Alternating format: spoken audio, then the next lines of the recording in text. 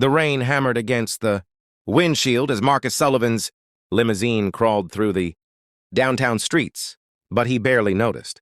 His mind was elsewhere, replaying the board meeting, where he'd just closed a deal worth $20 million.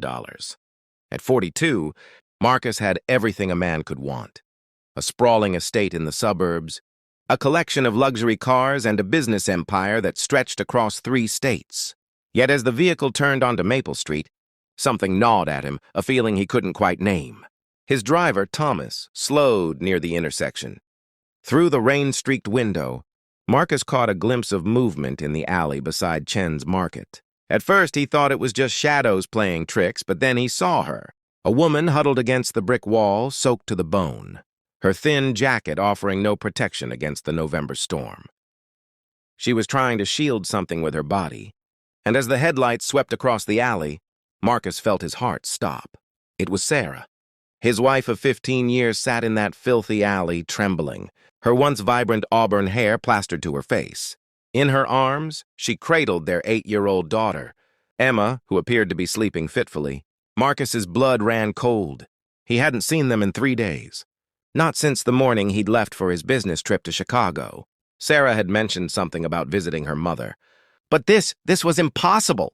"Stop the car," Marcus commanded, his voice barely above a whisper. Thomas pulled over immediately, concern etching his weathered face. Before the vehicle had fully stopped, Marcus was out, running toward the alley, without regard for his $2,000 suit or Italian leather shoes. The rain soaked him instantly, but he didn't care. Nothing mattered except reaching them.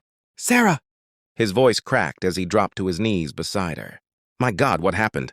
Sarah's eyes, red-rimmed and hollow, slowly focused on him. For a moment, she didn't speak, as if she couldn't quite believe he was real. Then, with a voice hoarse from crying, she whispered, "Marcus, is it really you?" He pulled off his jacket and wrapped it around Emma first, then gathered them both into his arms. Sarah felt so fragile, nothing like the strong, confident woman he'd married. "I'm here. I've got you. Both of you. But what are you doing here? Where have you been?" The story that tumbled from Sarah's lips over the next few minutes would haunt Marcus for the rest of his life. 3 days ago, she'd received a call from a hospital in Detroit. Her mother had suffered a stroke. With Marcus unreachable during his meetings, Sarah had grabbed Emma and caught the first bus north. But at the hospital, she discovered it had been a cruel hoax, part of an elaborate scam.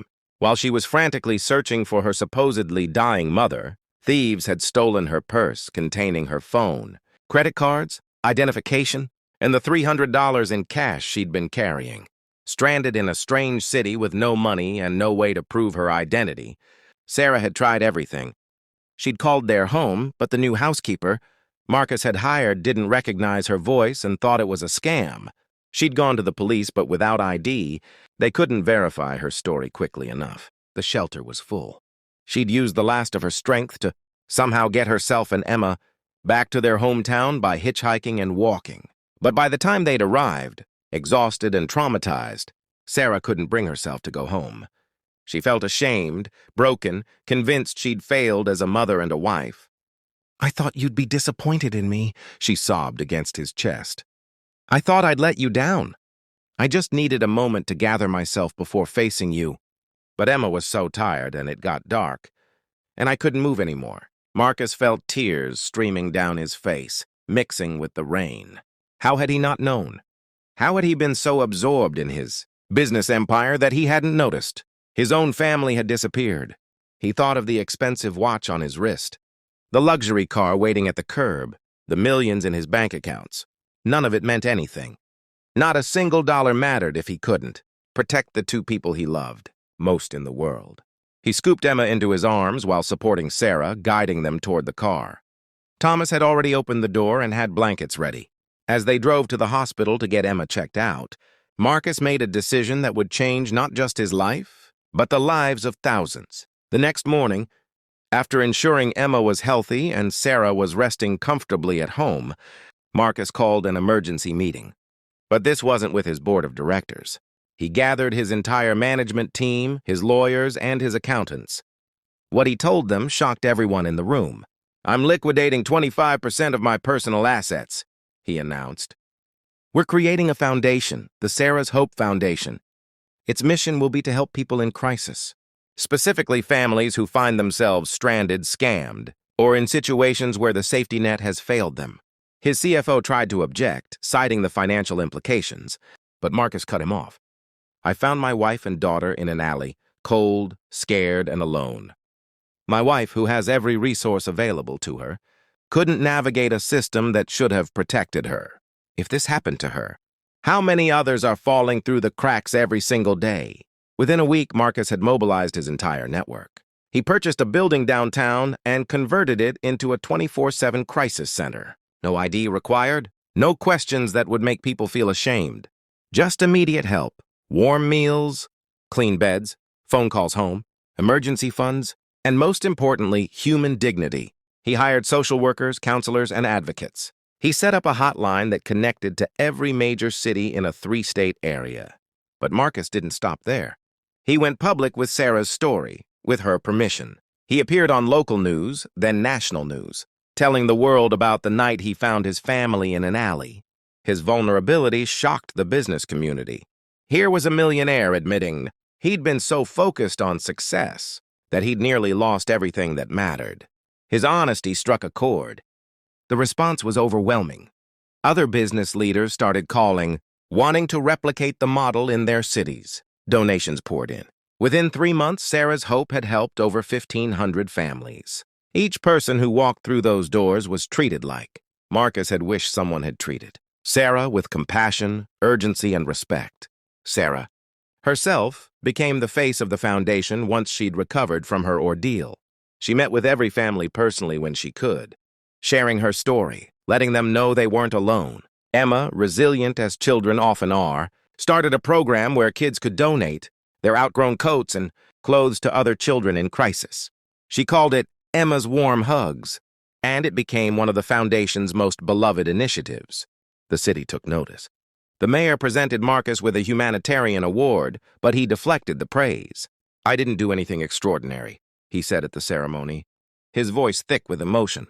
"I simply opened my eyes to suffering I'd been privileged enough to ignore. Every single day, people walk past someone in crisis. We see them, but we don't see them. We assume someone else will help. That it's not our problem. That they probably deserve their situation somehow. I made all those assumptions until the person suffering was someone I loved." He paused, looking out at the assembled crowd. "The truth is, they're all someone that somebody loves. Every single person struggling on our streets has a story, has dignity, has worth. We just have to care enough to recognize it." Marcus's words rippled through the community. Volunteers flooded the foundation.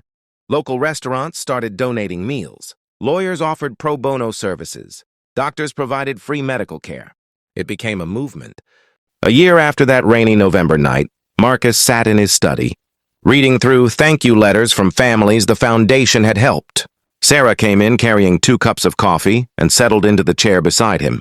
The trauma of that night had left scars. They both still had nightmares, but it had also transformed them. "Do you ever regret it?" Sarah asked softly. "Giving up so much?" Marcus reached for her hand, pressing it to his lips. "I didn't give up anything. I found everything." He gestured to the letters scattered across his desk. "This woman right here was able to get home to her dying father because we bought her a plane ticket. This family avoided homelessness because we covered their rent for 3 months, while the father recovered from an accident. This teenager escaped an abusive situation and is now in college on one of our scholarships." He pulled Sarah close. "I spent years chasing success, measuring my worth in dollars and deals. But that night in the alley, I learned what true wealth means. It's not what you accumulate. It's what you give when someone needs it most. It's showing up when it's hard. It's seeing people not as they appear, but as they are. Human beings deserving of compassion and second chances." Emma ran into the study then, waving a drawing she'd made at school. It showed their family all holding hands, with a big building behind them labeled Hope House. Under it, she'd written in her careful 8-year-old script, "Love is helping." Marcus lifted her onto his lap, his heart full in a way no business deal had ever made it feel. That night in the alley had been the worst moment of his life, but it had also been a gift. It had stripped away everything he thought mattered and revealed what actually did. Years later, when people asked Marcus about his legacy, he never mentioned his business empire or his wealth. He talked about a rainy November night, about finding what he'd almost lost, and about choosing to transform his own wake-up call into hope for thousands. Because sometimes, he would say, you have to lose everything to understand what truly matters. And once you understand that, you have no choice but to act.